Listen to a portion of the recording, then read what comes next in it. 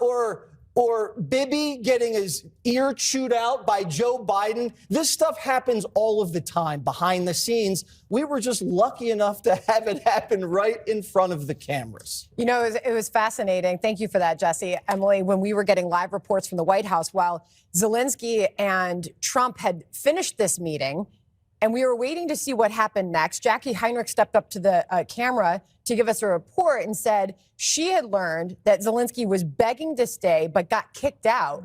And shortly thereafter, we saw exactly that. We saw Zelensky very quickly after this concluded exiting the White House along with his staff.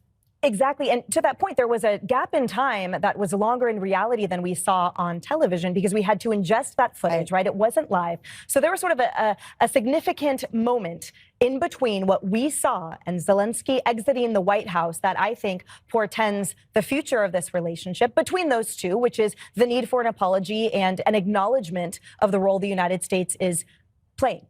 Now, I think what we saw was someone who has for many years bared the brunt, obviously, of Putin's aggression, and his exhaustion and his wit's end and his rage was showing.